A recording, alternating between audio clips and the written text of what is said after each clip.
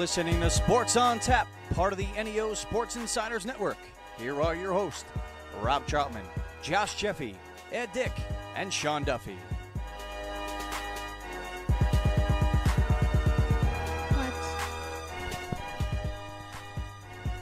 And welcome to Sports on Tap. Yeah. We're live in Studio J in Brunswick, Ohio. I'm Rob Troutman, Sean Duffy, Josh Jeffy, Ed Dick out on assignment. Out on a serious assignment. Dude, this is probably one of the most serious assignments that I can remember. I mean, it was a serious when I went through it.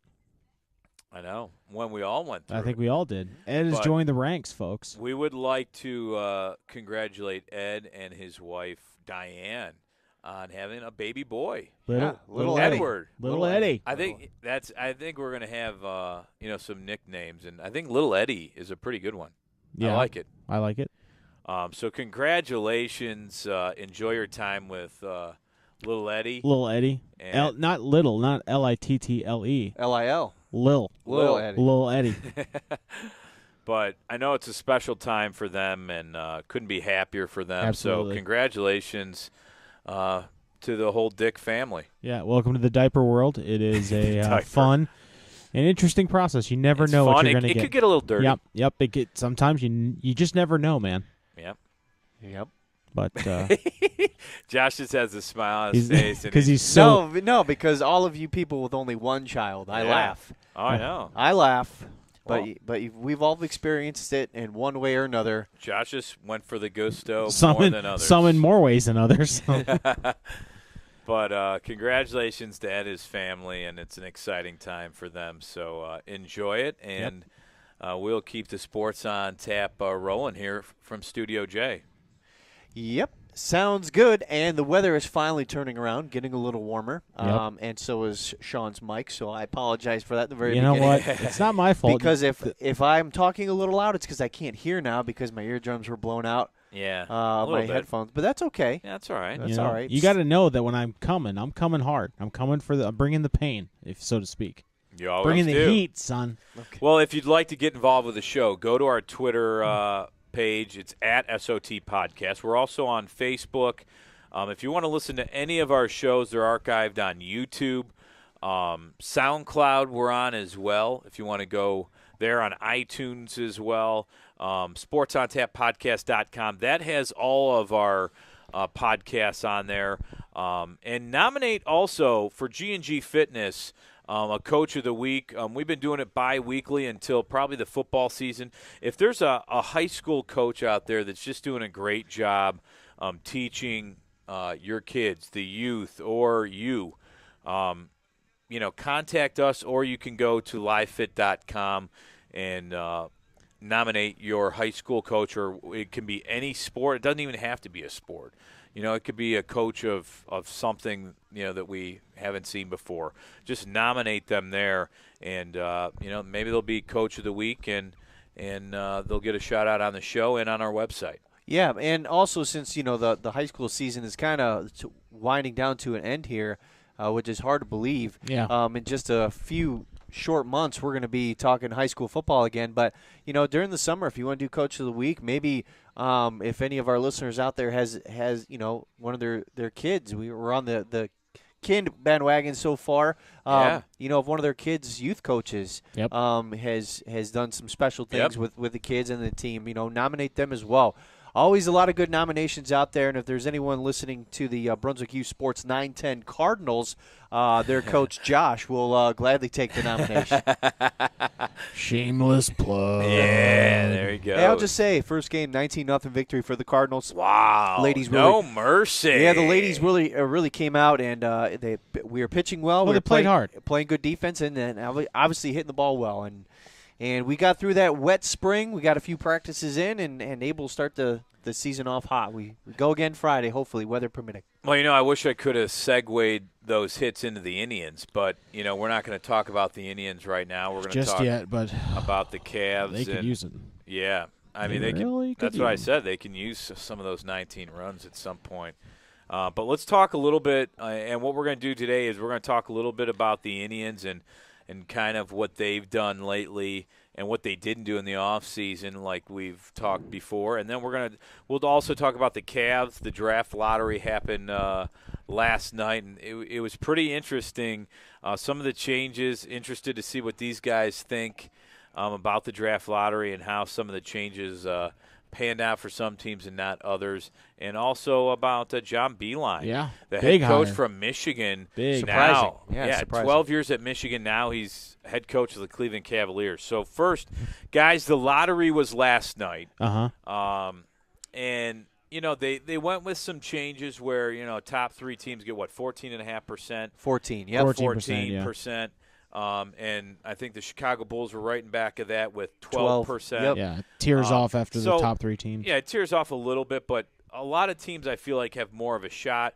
And well, that's evident because So what do you guys think about those changes in the draft lottery? I mean, do you guys like the changes made to the draft lottery where now teams really can't tank, or, you know, the worst teams might not necessarily get in the top 3, and that was evident last night? Well, you know, as Cavs fans, you're really disappointed how the new system worked out last night. You know, if you wanted to get one of those top 3 spots, but right now, in terms of tanking, teams will still tank if they're not going to make the playoffs. They may not win a lot of games towards the end of the stretch because even if you do have the worst record, apparently you're not guaranteed one of the top 3. You know, three spots. You have more of a chance if you're in the lottery themselves to move up into one of those top 3, and that was evident.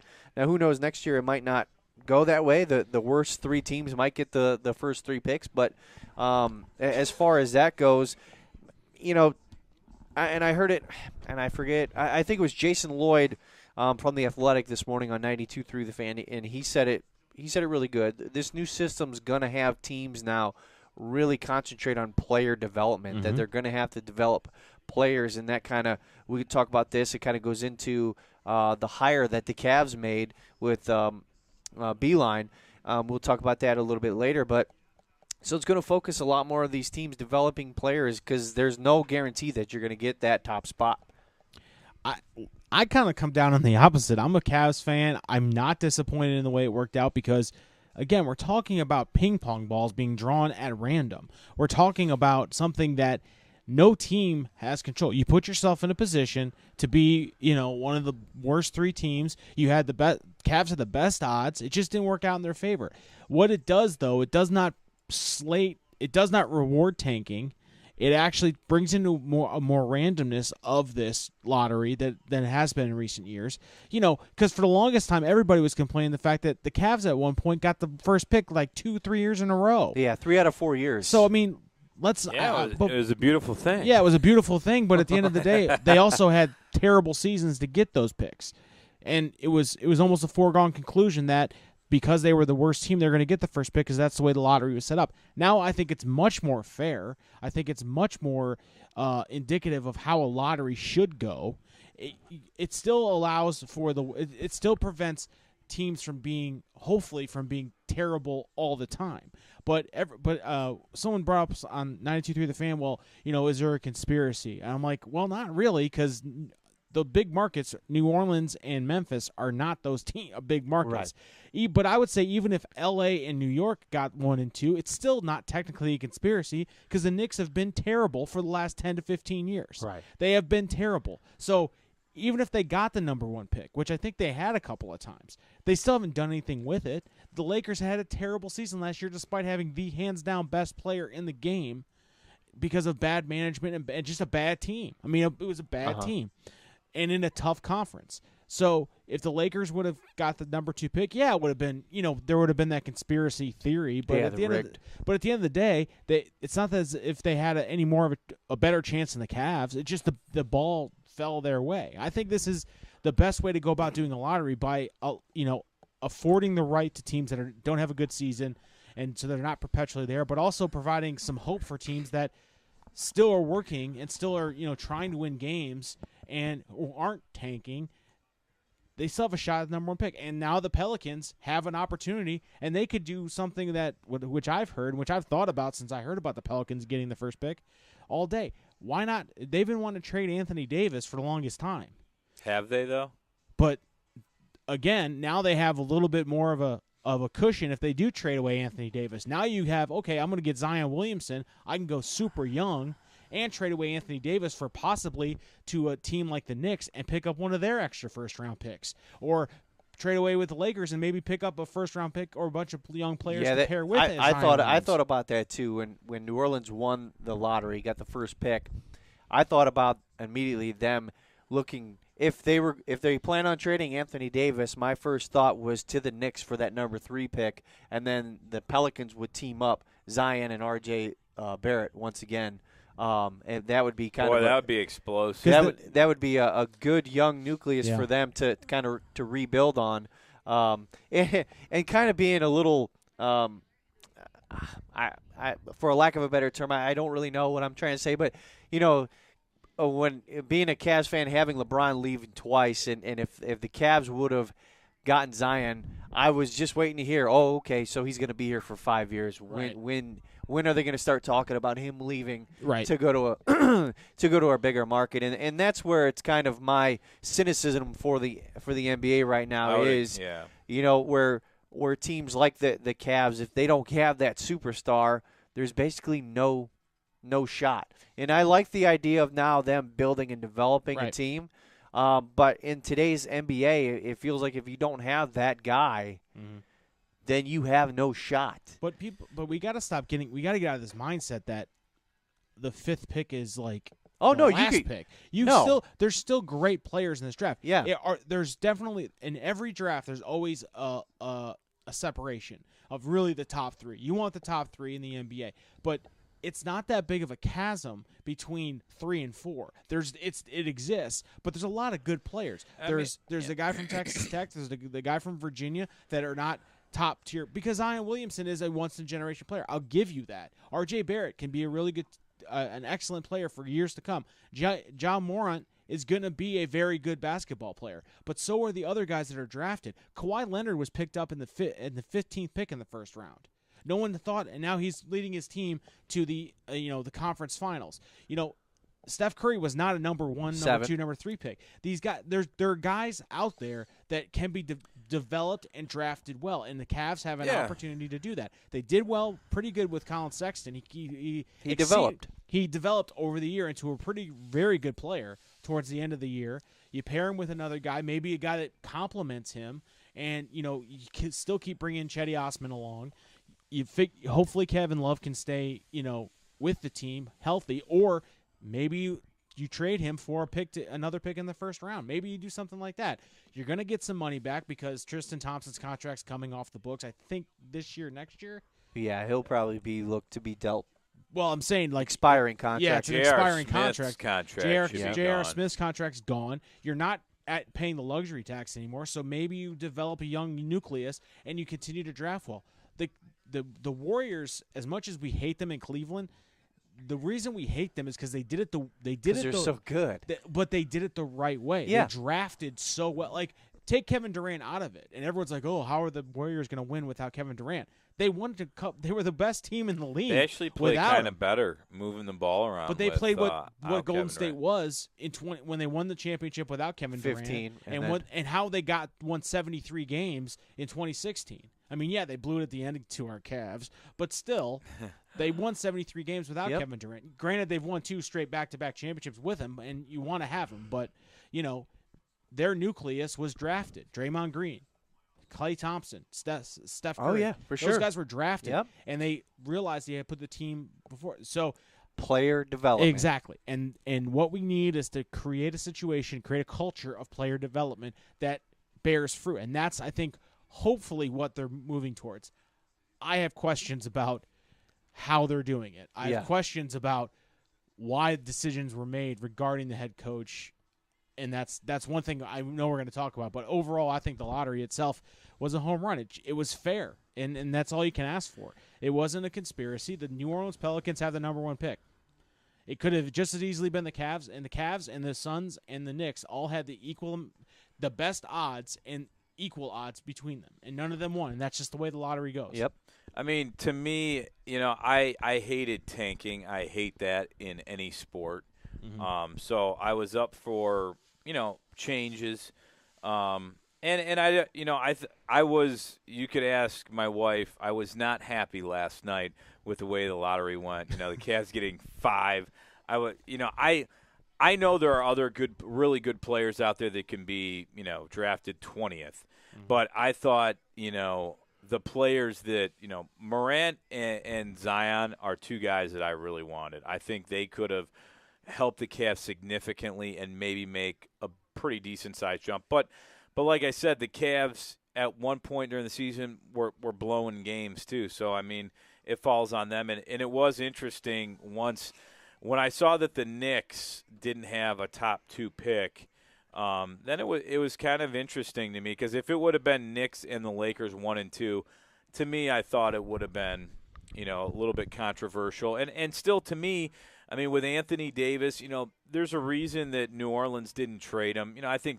I don't even know if they had intent to ever trade him to the Los Angeles Lakers. I think it was just he kind said of he front. wanted to be traded. Well, and I know he did. said he wasn't going to re-sign with them. So, but I don't think the team was ever going to. And I think this is actually, going to help them, to be honest. Maybe. I mean, like you said, if they trade for a high pick in the top 5 and get the number 1 and get another pick, I mean, dude, they're right there. I mean, they still have decent players. Yeah, or maybe the opportunity to play with Zion Williamson. Yeah. Although Might I'm not keep sure him there. Who because he's a knows? forward and Anthony Davis is a true center, so you still. I mean, that would actually terrible. Zion could play power forward and have. I don't Davis know. as a center. I mean, that could work pretty solid, and they have some young talent to fit around that.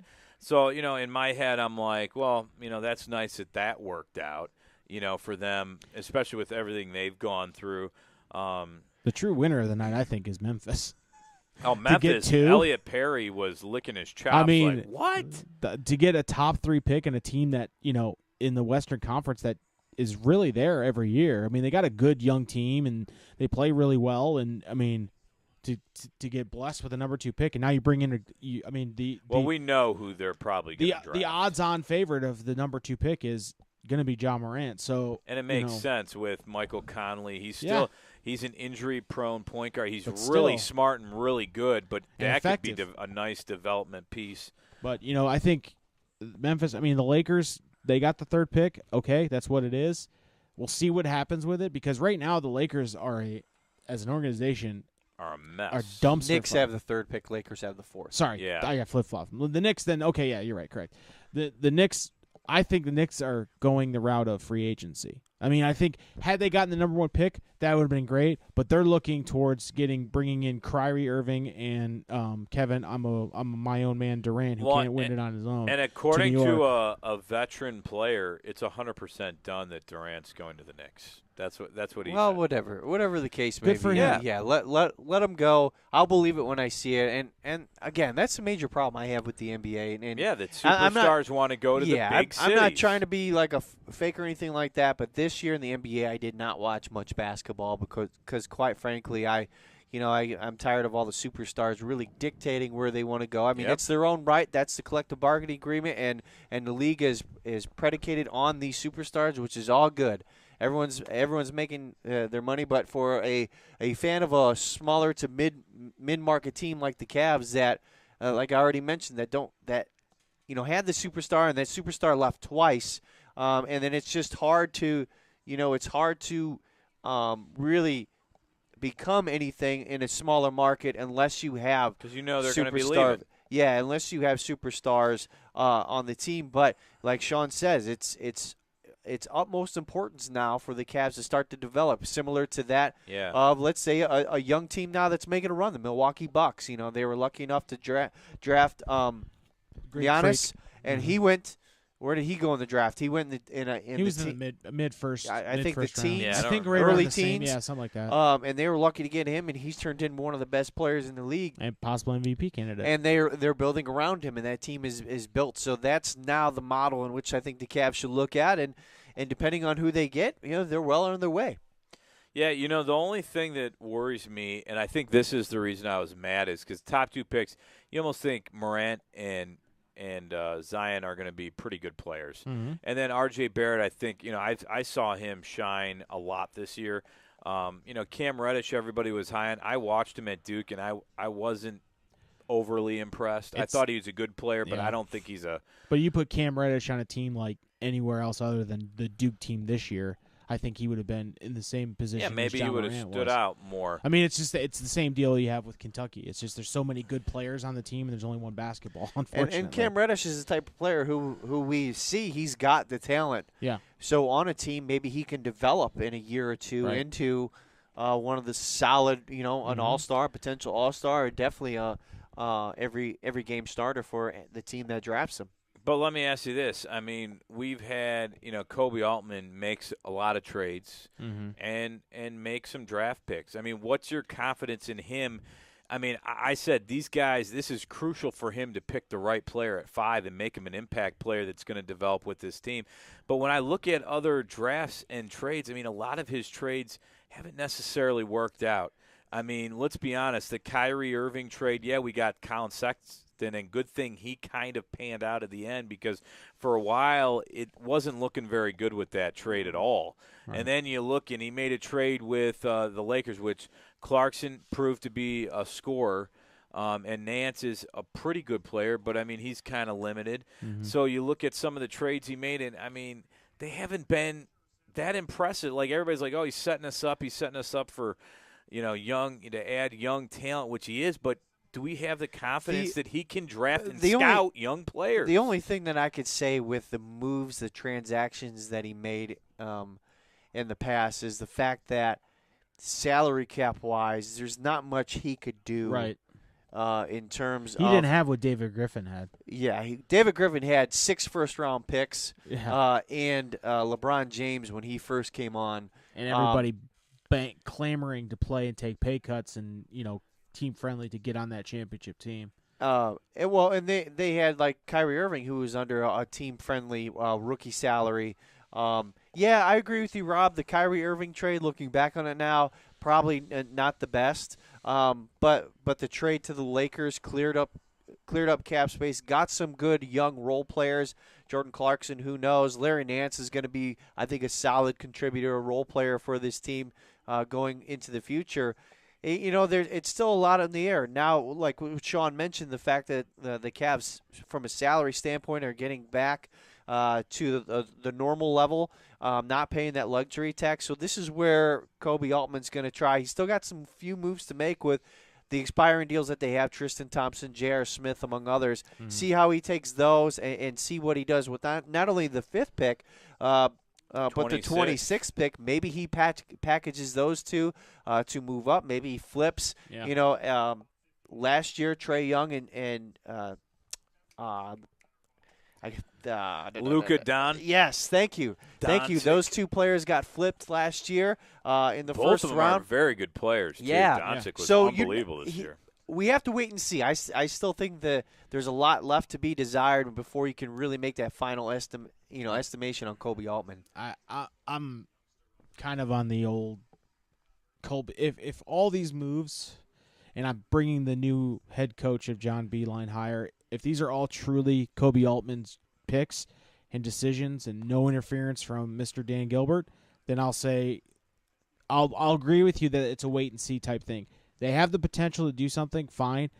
He hasn't really blown my skirt up. And again, I will say this knowing that he took this job with a luxury tax implication, contracts that weren't team friendly but that were signed because it was after the championship, a LeBron-less team essentially, or a team that was going to lose LeBron. He took that job and he did the best he could.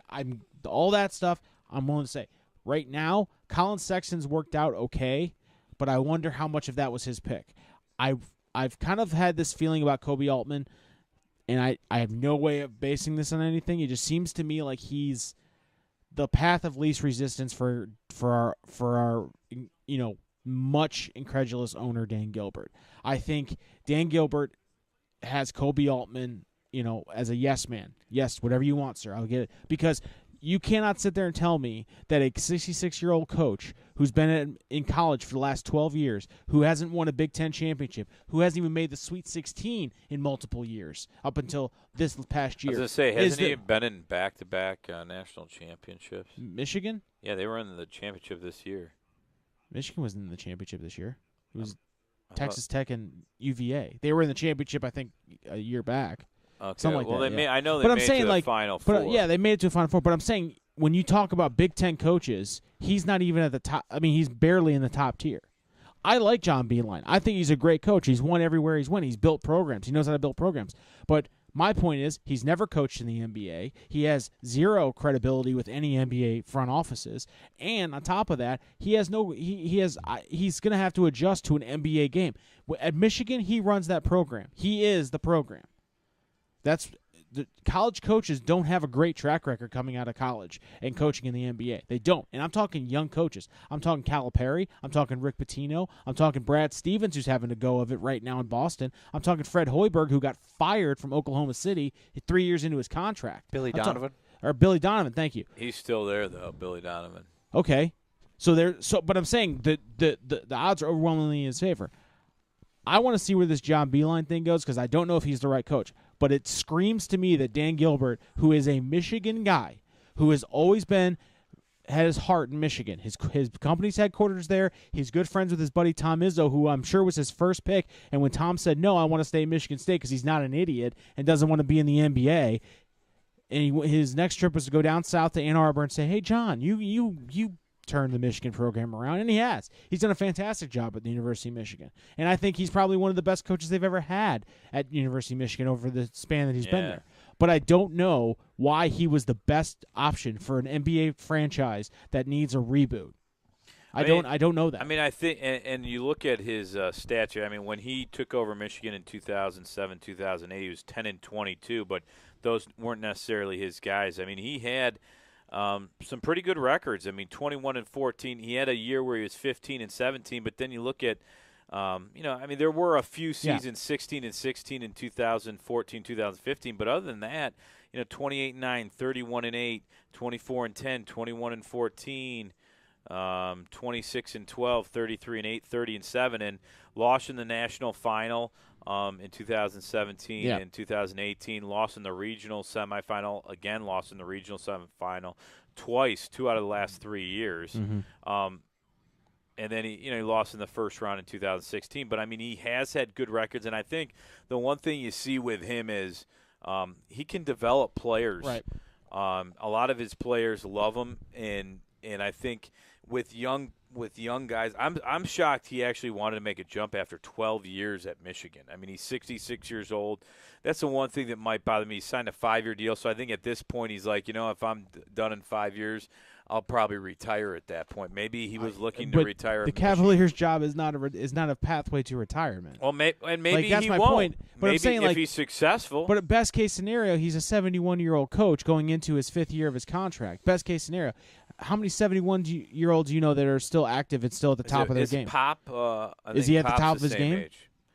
I'd say Pop is pretty good, but Beeline doesn't have NBA experience. Exactly. That's the one thing. Greg Popovich has been an NBA legend for the last 10 years. So, you can't really compare those two. But one thing Beeline said he wants to get is some coaches on his staff with NBA experience. Well, I think this hire specifically for the Cavs is strictly about culture change and player development. And I don't think Beeline's going to see the end of this contract. I think he'll either be let go or he'll maybe retire early. But I think what's important, and you mentioned it, Rob, is the fact that he wants to bring in assistants with NBA experience. And I can foresee, because the Cavs interviewed a lot of assistant coaches, I can foresee them having some of those assistants they interviewed on this staff. And then if and when that time comes that Beeline steps down or gets removed from the position, that one of those guys are going to stay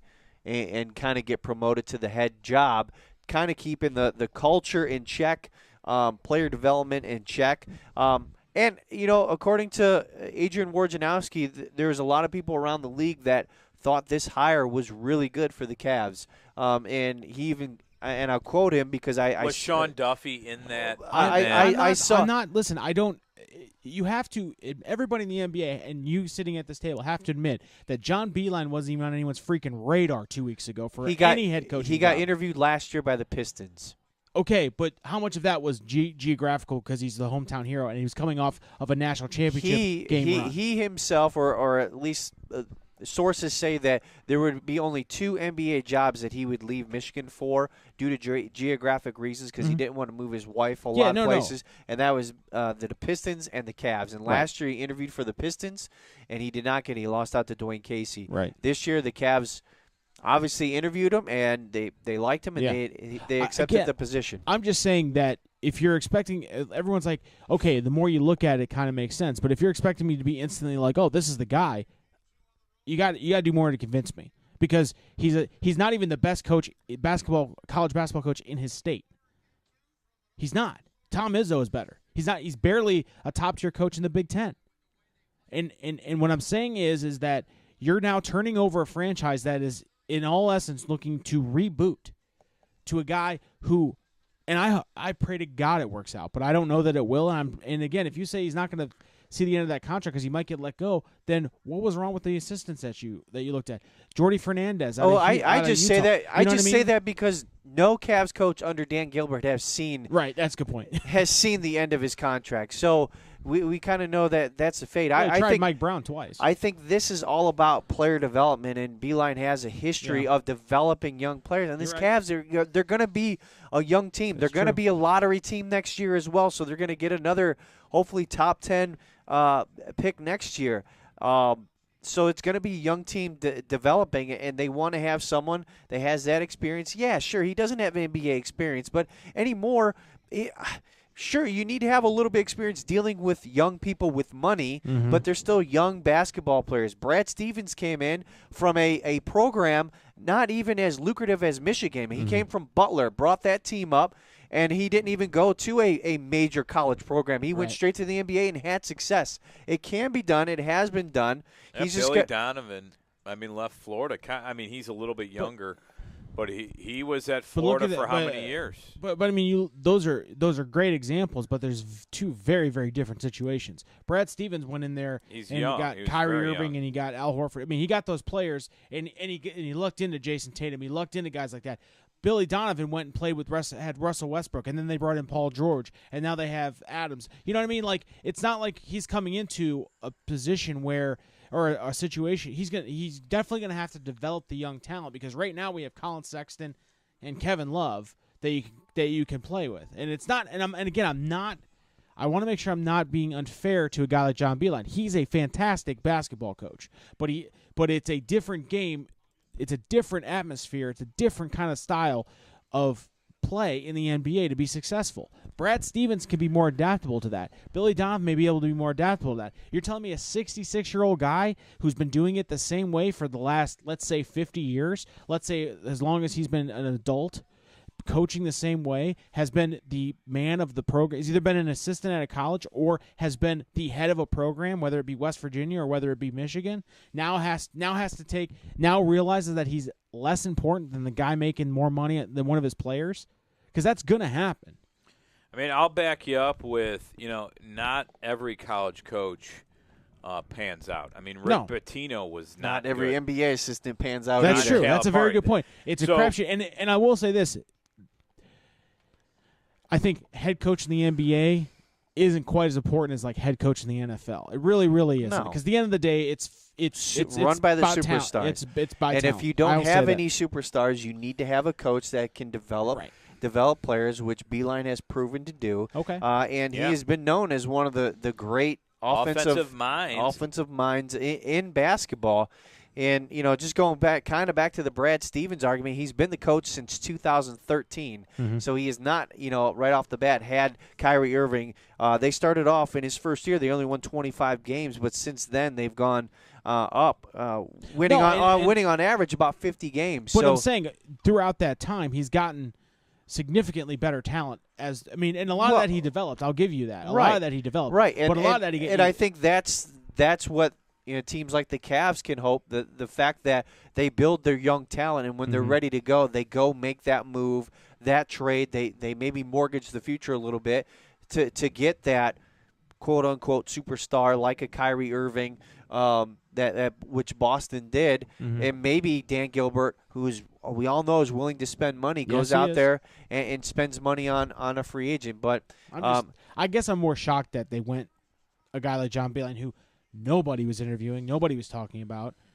I mean, I didn't even know playing devil's advocate, but maybe he turned down other people's. Could be, yeah, because he only wanted to be here in either Ohio or Michigan. So I think what a lot of people like the first thing that came to mind, and I talked to some of the people at work or whatever the case may be, that the first inclination they saw was that age.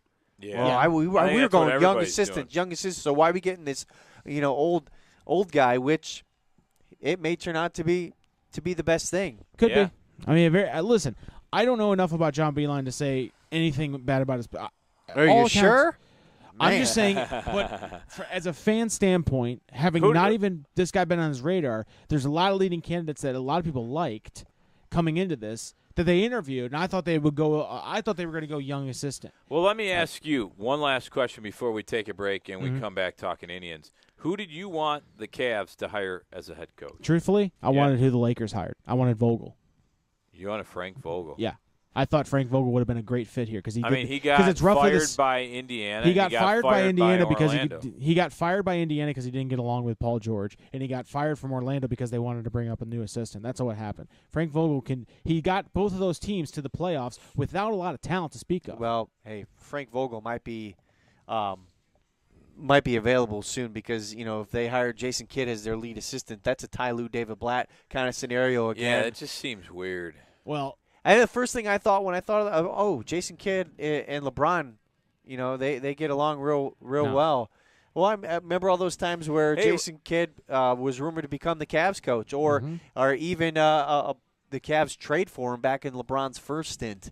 Well, hey, right now the Cavs are leaning some bets to get LeBron James back next year. So that's where the Lakers are headed. Man. I mean, the Lakers have had some real weird things happen in L.A., and, hopefully hiring Frank Vogel for them will turn that around, and getting the fourth pick maybe will help. But I'm going to be honest with you, I hope it doesn't work. I hope it doesn't either. I know it won't work. I hope the Lakers don't make the playoffs again. Me too, and we can say, do you know what? Hey, Kyrie and LeBron, you could have stayed in Cleveland, and we could have been in the Eastern Conference Finals every year. The more we let the Kyrie situation play out, the more I'm like, I give Kobe I'm like, I kind of see where that was going to end. So he probably cut his losses and look, I'd rather make LeBron happy and go to a finals than have to deal with all that. Because what I'm seeing out of Boston and what I'm hearing out of Boston is not that different from what we used to hear behind the scenes.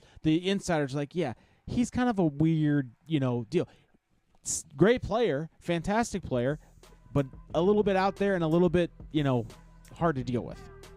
He can keep walking on his flat earth as far as I'm concerned. And by the way, does anyone else find it odd that David Griffin just lucks into another great situation? Hey, listen, it'd be nice to still have him. I'll tell you that much. I agree. That was a bad mistake. That was But I'm saying, he gets the Cavs job with all that ammo, and now all of a sudden he gets a little bit more ammo in the Pelicans job. But we'll see. Congratulations to him. Another win for him. But we'll step away. We'll take a short break. When we come back, we'll talk a little Indians baseball and talk about what's going on with the Cleveland Indians. And their offense is struggling, and so are they right now. But we'll talk all about that when we come back. We're Sports on Tap. Don't go anywhere. We're coming right back.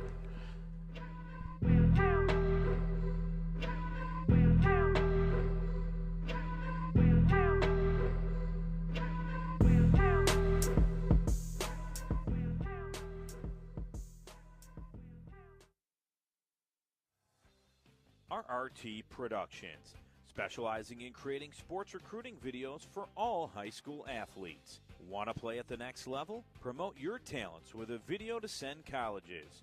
Affordable, experienced, and a high-quality video. Make us your local video production company.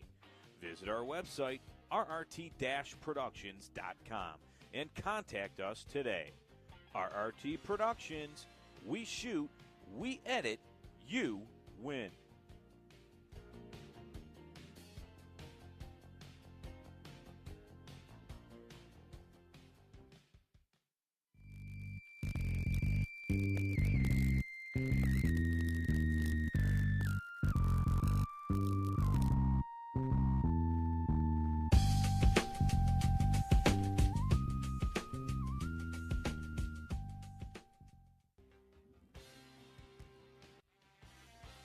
Listen to our shows live on Mixer or join us the first Monday of every month at Z's Cream and Bean, located at 2706 Boston Road in Hinckley.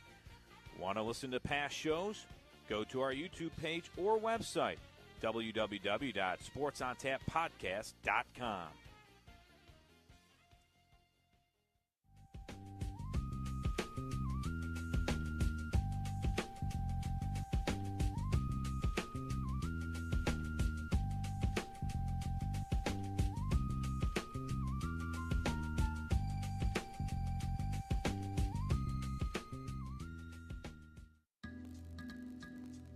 SportsOnTapPodcast.com, the place to go where you can listen to past shows, read featured articles, check out all of our social media updates, plus much, much more. SportsOnTapPodcast.com, the official website of Sports on Tap.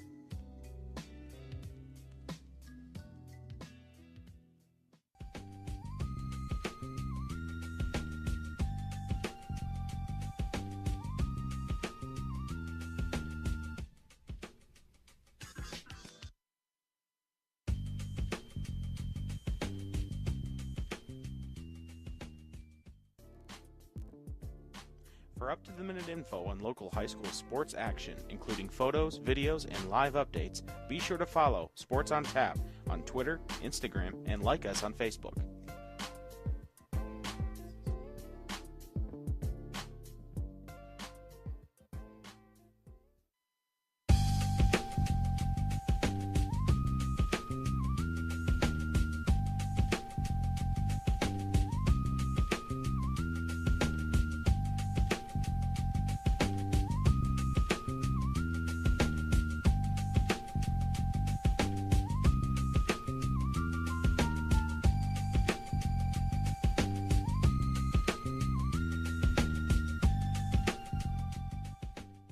Why do you exercise? To look better? To feel better? To drop a few pounds? To train for an event? To defy age? Or to keep your ability to say yes to the things you love to do? Whatever motivates you, G&G Fitness Equipment is here to get you there. Treadmills, ellipticals, rowers, bikes, home gyms, and accessories. We'll pair you with the right equipment, teach you how to use it, and be there every step of your fitness journey.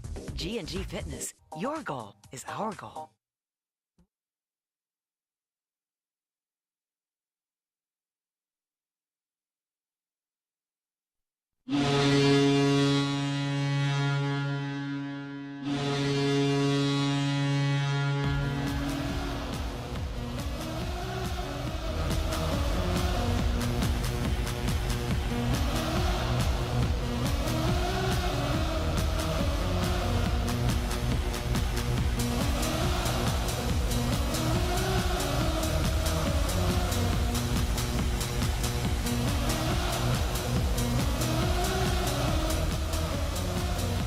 What an awful, this might be the worst introduction of all time. Play it loud, Rob. Loud and proud. Welcome back to Sports on Tap. I'd just like to quickly do a moment of silence for the nice try. You cut my mic off. Thank you. Just a moment of silence for the most of the Columbus Blue Jackets fans who are no longer fans, but were for approximately 1 month during the playoffs.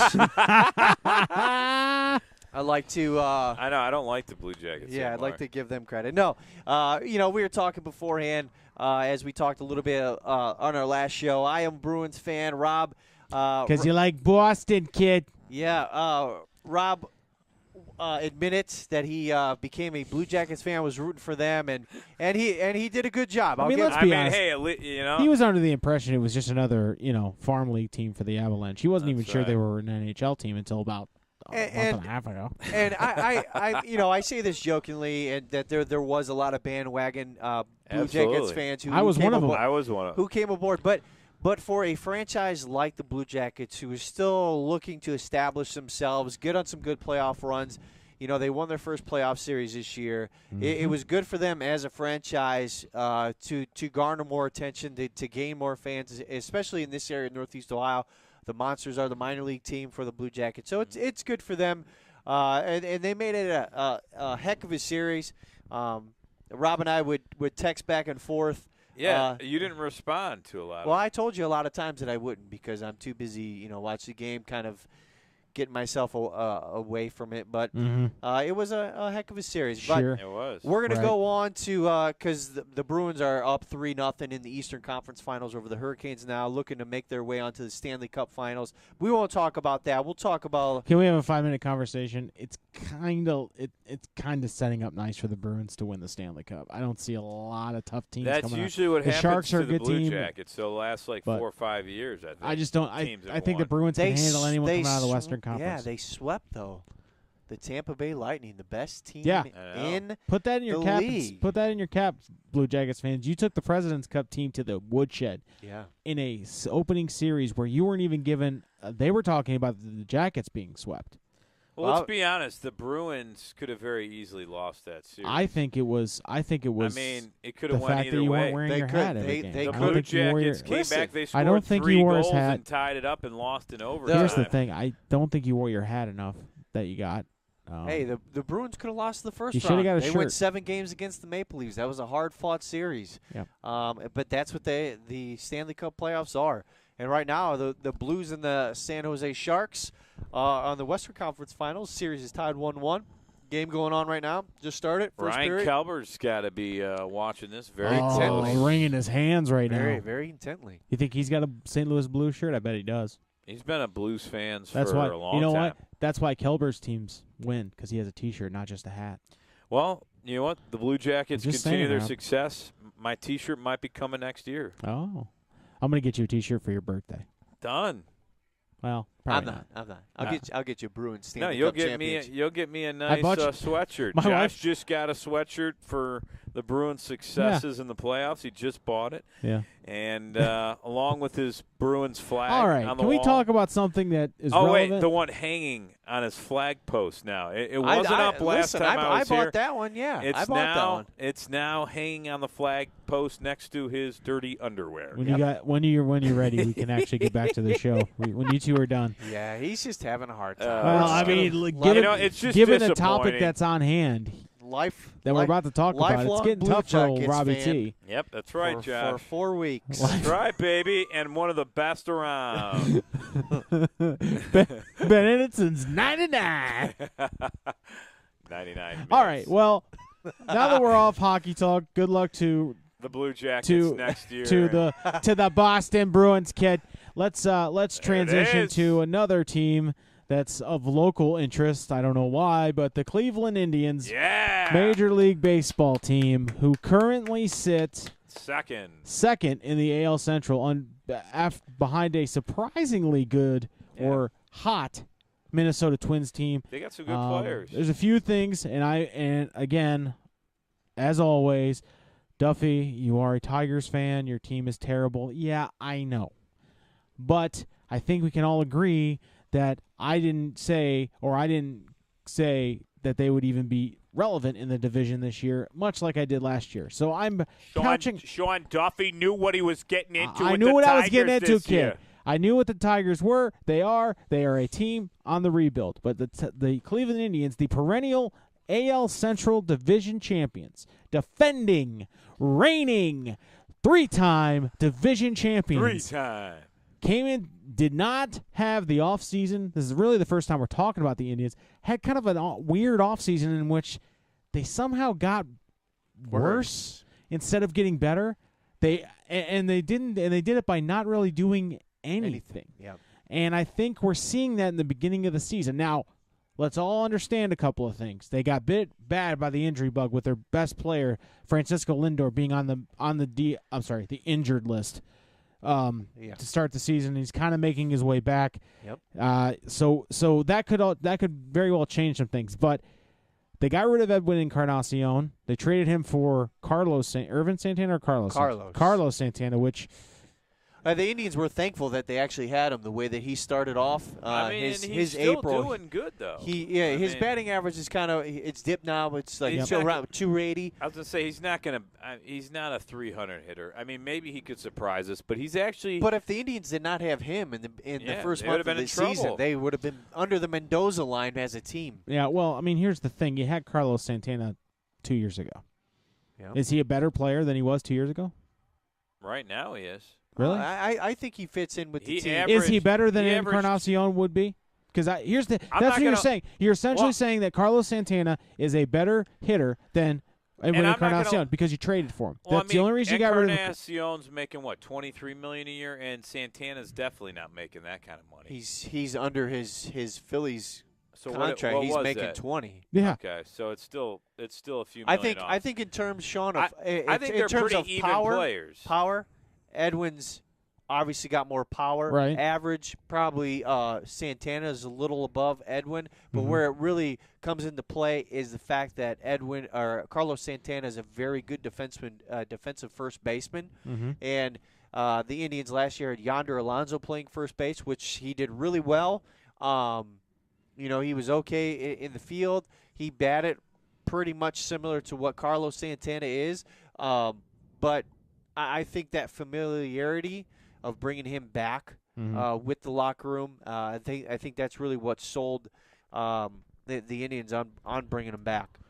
That could be it, and it's a very good point. See, to me, it's almost a even swap. Like Encarnacion for Santana, I felt like was an even swap. Like Encarnacion, I'm not gonna lie, he didn't really impress me. I mean, he had home runs in the 1 year, but I mean, he's a power hitter. He hits home runs. He's an RBI but guy. It's all or nothing. Santana's more of a he'll get some hits, but he's more of a walk, get on base. And I just don't. I mean, you're looking at some of the Indians players they got rid of, like Yonder Alonso. He's batting 182. He's not doing great. But then, you look at Yan Gomes. I mean, he's batting 225, so that's not great. But at the same, and they did get out of the catching position. Yeah. Not great. I mean, that's pretty good for a catcher. 225. But then look at what the Indians got back from. They got a pitcher that might actually start this season. And it's not. But you just now But my point is that you're a team that's clearly in a position to capitalize on a good young team. So if Yan Gomes is playing well, you're getting nothing out of Roberto Perez. And really, you're getting nothing out of him, Rob. He's not producing anything at the plate. Great defensive catcher, knows how to call a game as a catcher. But when that spot comes up, it's the same as putting a pitcher on. Well, it really is. You said it yourself, though. Like for a catcher, you thought 225 was an impressive batting average for a catcher, and that's pretty low. You're not expecting a lot of. I mean, Mike Piazza and Pudge Rodriguez are the two greatest hitting catchers of the game. Yeah. I'm not asking for that, but I'm saying you got to have some sort of consistent production from the position. Well, you don't have that right Perez now. is hitting, 180? I mean, 225, 180 or something. And then you look at their stats. I mean, they're probably pretty close to being even. But you look at, other positions that the Indians lost. I mean, Yandy Diaz is batting 271 that with one's got to hurt for and Indians 22 RBIs. And, I mean, this is a guy in the playoffs and during the season, whenever he came off the bench, he was successful. So, like, in my head, I'm thinking Jason Kipnis, he's batted 198 for the last 5 seasons. Why are we still holding on to him? Which I love Kip. I love his attitude. I love him as a person. Currently batting 209. Oh, wow. It's gone up then a little bit. I'm just telling you. But he's batted terribly the last 3 seasons. I mean, why not move? I mean, and Roberto Perez is batting 235 as of right now. Oh, wow. His has gone up. So, they've gone up because it's early in the season. So, I mean, let's not jump to conclusions. They'll get warmer as the weather when Rick Manning on his broadcast was talking about if they continue not to hit, which I get what he's saying. If they don't hit, he's talking about a fire sale, and I'm like, we're 4.5 games and back in Minnesota, and it's early. Like, Why would we even say that at this point in the season when these guys, frustration, all around frustration. Some guys aren't hitting, and I get it, but it's early in the season. Some guys take a little longer to get moving. I think what it really comes down to is your rotation is the best rotation, probably one of the best rotations in baseball. And the amount of run support that they are given on a nightly basis is pathetic. Yep. It really is. And I cannot stress that enough. I'm a Tigers fan. I had a great rotation and no run support for 4 years.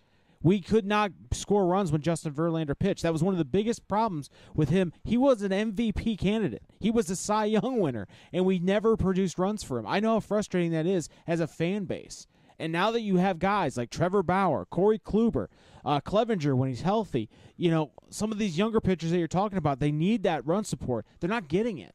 So you're losing a 1-0 game. You're losing a 2-0 game because that's all they need to score on because there's no threat in there right now. Now, granted, a lot of that had to do with Lindor being out. And Lindor does solve some of your issues. It allows Jose Ramirez to be a little bit more protected in the lineup. It allows guys like maybe Jason Kipnis to get on base because people are trying to pitch around him or pitch to him or gives him better looks. It allows for that to happen. But I'm saying, Rob, you have to understand the inconsistency out of a team that's been picked by many to run away with this division and hide by early June is not what it should be. And they didn't do anything to improve that lineup. They actually hurt their lineup in the offseason. When teams were making moves, you said it to me privately, they could have went out and got a guy like Adam Jones. Dude, that was a private conversation. Rob, what we say in the car on the way to the podcast, I'm bringing up. But you made a good point. They could have went out and been aggressive and got Adam Jones and plugged him in the outfield. They could have gotten, I felt, a lot of outfielders for $1 or $2, $3 million.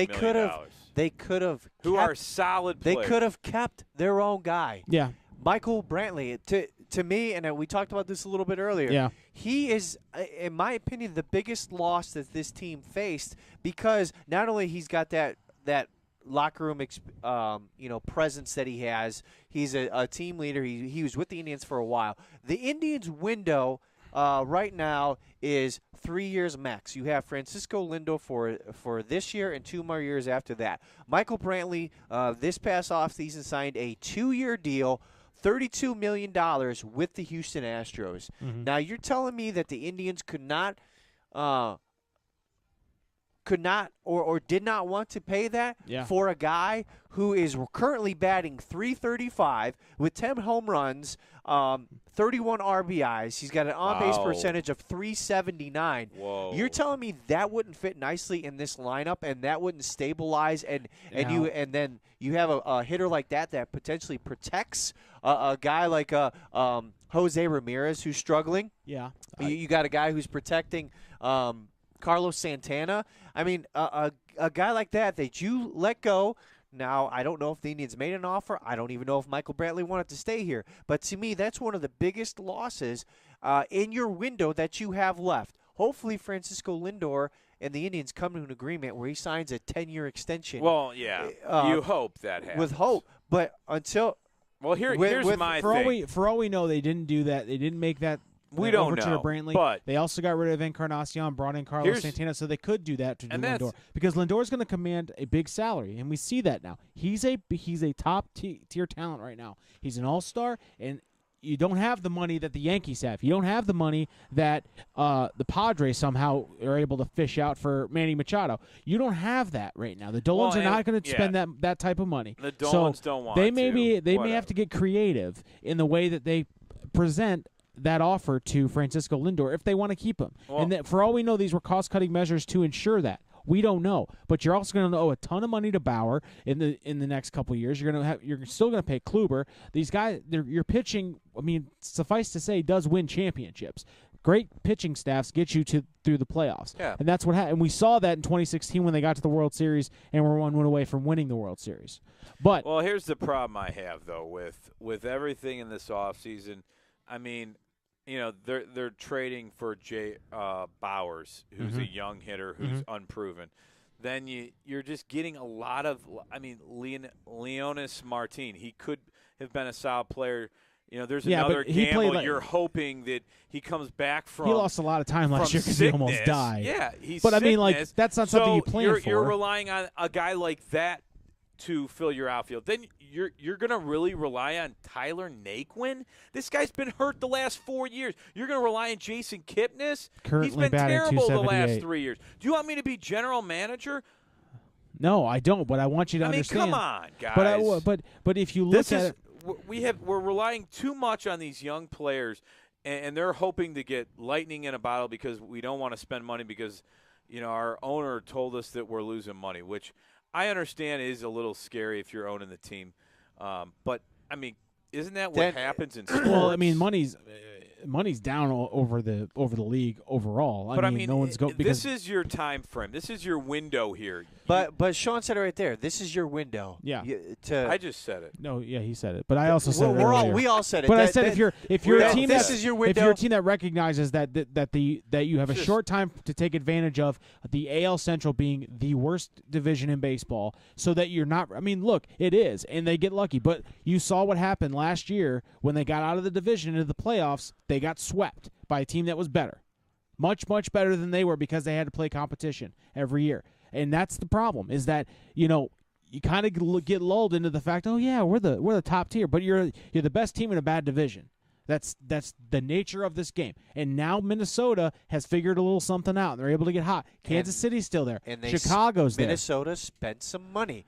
Well, and they spent money, but they also got creative with trades and things like that. So I mean, it wasn't, and that's fine. It wasn't all just the spending Indians money. have to do that as well. And Sean, you said it, that money is down all over the league, but somehow the Colorado Rockies were able to sign Nolan Arenado to a 7-year, $260 million contract in Colorado, where their attendance, which the Dolans have been talking about, the attendance. We need more people to come. We're very much revenue based. Rockies have similar attendance figures as the Indians. I mean, crap, it snowed there. Yeah, but look at their owners, though. I mean, I hate to say this, but the Dolans aren't exactly. You look at all the other owners, and that's the problem, right? That's the problem, and this has been argued ever since the Dolans. It's been argued for a long time on our very show about spending money with the Dolans, and that's where, as an Indians fan, it is just frustrating to no end, because now this is your window. Who knows in 3 years when Lindor's contract is up if he's going to be here? So go out and do what you can. And I think these fans want to go to games, and they want to be excited towards games, but with, comments of Dolan and saying he just shouldn't have said anything. Yeah, where he said enjoy him. Yeah, you should just not say good. anything there. Which is true. We will enjoy him. We are going to enjoy him, but that's the thing.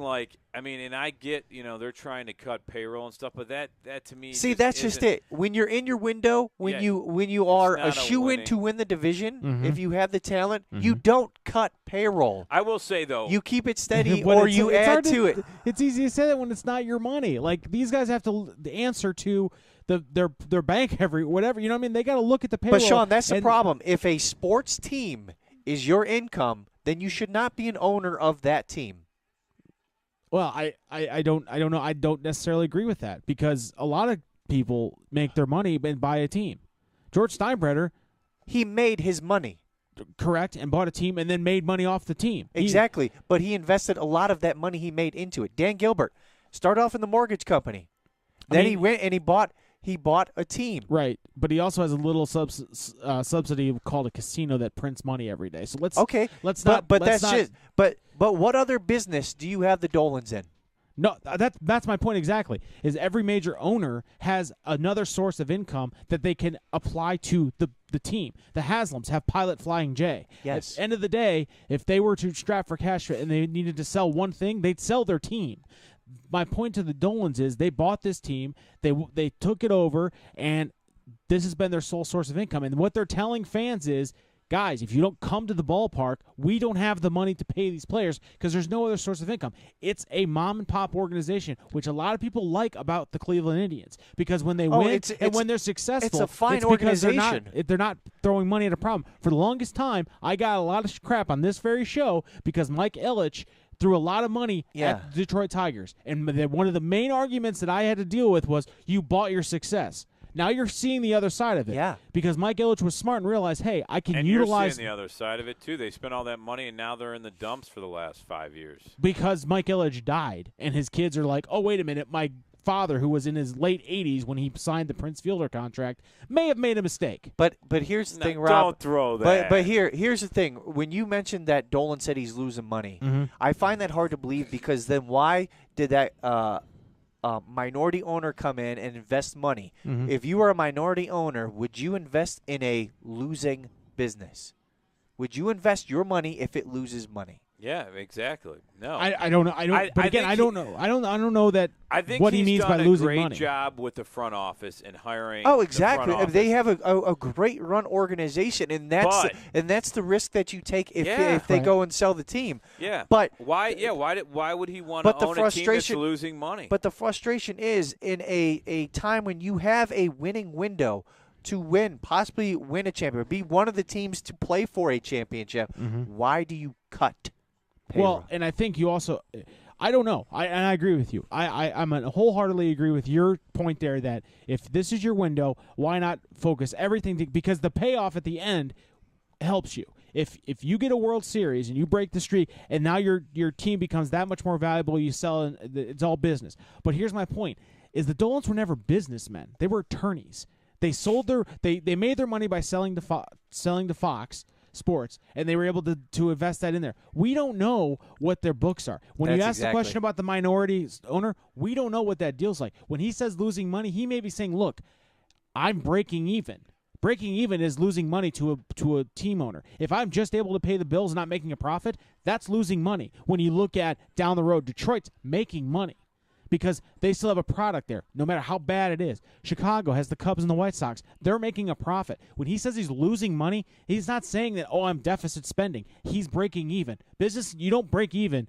You don't want to break even and run a successful business. But my point with that minority owner is that may be part of his expense. You see what I'm saying? His dividend, his part of that expense is an investment. He's now an investor that the Dolans are responsible to. Then why, if you're breaking even and if you're not comfortable with that, then why not sell?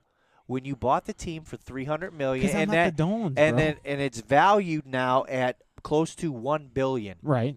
So that's a hell of a profit. Because maybe, again, we're not talking about strict businessmen. We're talking about essentially fans, essentially teams that you have a team that's run by guys that love this team, love this city. So they may not be in it for the payoff. The payoff may be the sweet reward at the end. They want to win a championship. I believe the Dolans want to win a championship. I'm sure they As do, an too. outside observer, their passion is for Cleveland Indians baseball. They enjoy owning this team. But if you're asking them to spend money that they don't necessarily have or don't want to spend, or if they think they can do it a different way. I mean, Oakland's been successful, and they are notoriously do not spend money. Yep, you're right. So the Indians are thinking, why can't we do that? Maybe that's the idea. Because I hope Moneyball does not work. doing it. Moneyball does work. If you're trying to keep up with the Yankees, it's a losing race unless you're Boston, unless you're L.A., unless you're a major market team. I don't necessarily need nor want them to have a $200 million payroll or to do this stuff. But when you have your own established all-star type players, all-star caliber players that you have the ability to maintain during your window of opportunity, I think as an owner you would want to invest that and do that for the team. But traditional baseball thought has always been your farm system should feed your team. So Rob's frustrated because we're relying on young guys, but notoriously that's how teams are built. But I get that. Their outfield does not consist of anyone that's in their farm system. Yeah, Leon Martin, I understand Jake that. Bowers. I understand that. I get that. But Francisco Lindor, product of your farm system.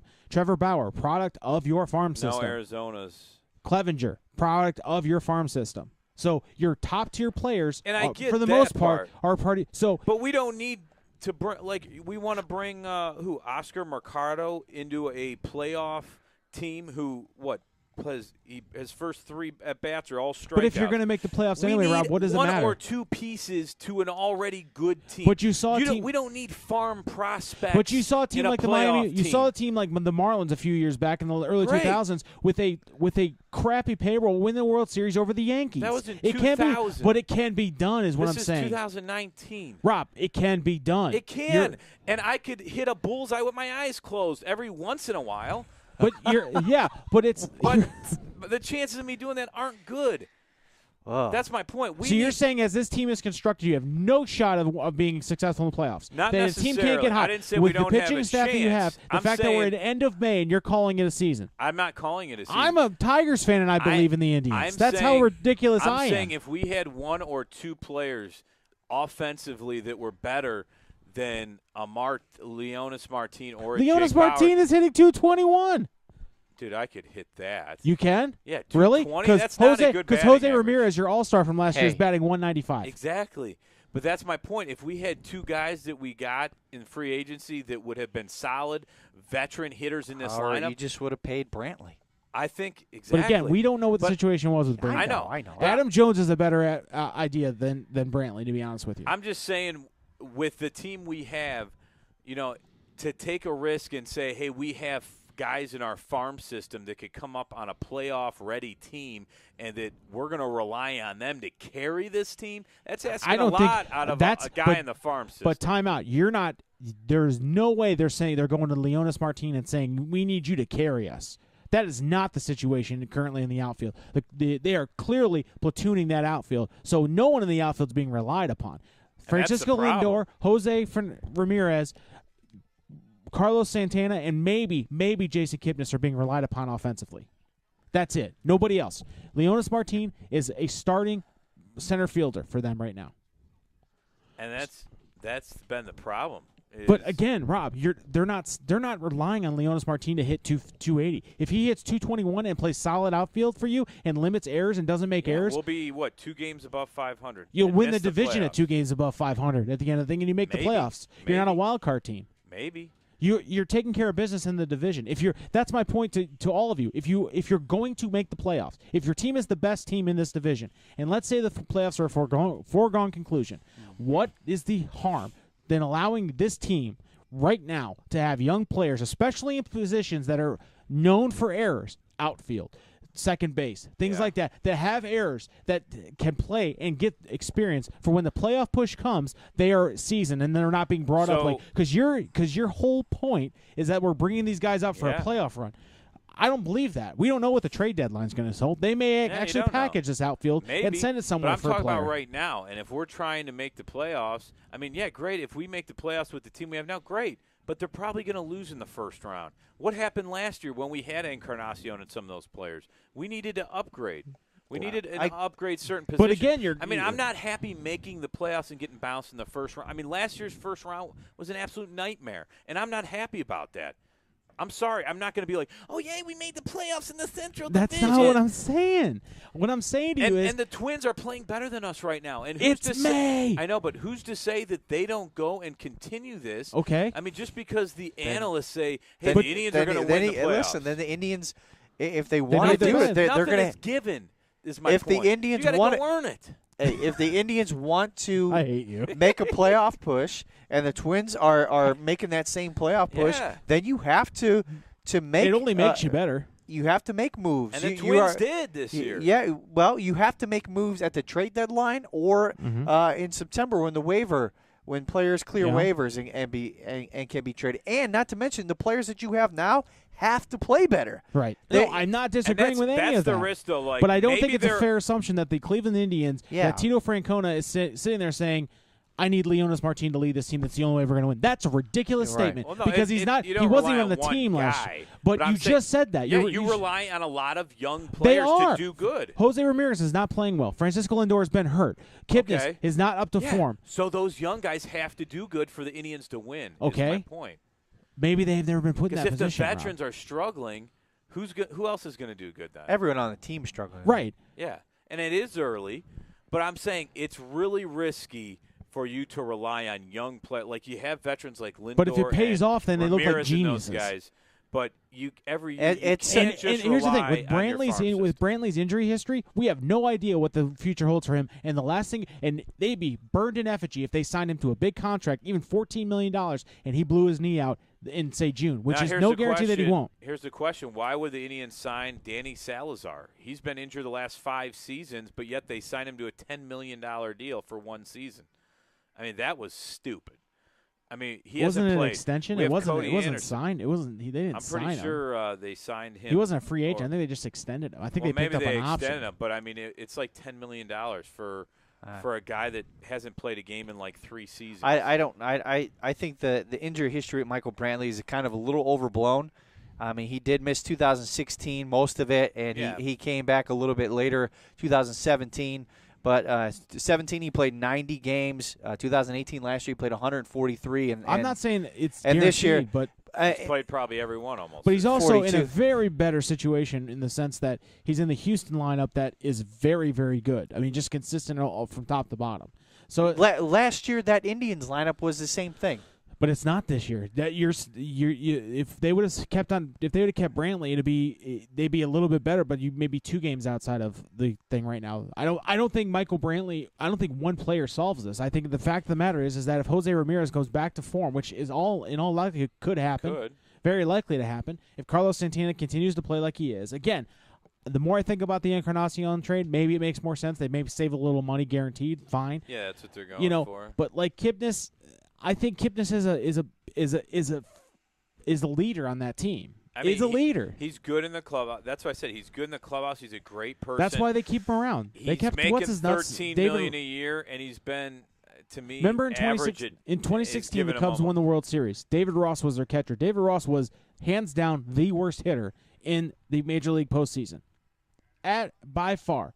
But he was a leader in that team. They want to rely on Jason Kipnis, much like the Cubs relied on David Ross. That's just the way it is. That's how baseball works. The problem sometimes. is the Cubs at that time had a pretty good offense, and the Indians right now just don't. But you don't know what. But again, that offense wasn't like that in end of May. That offense was. I know it's early.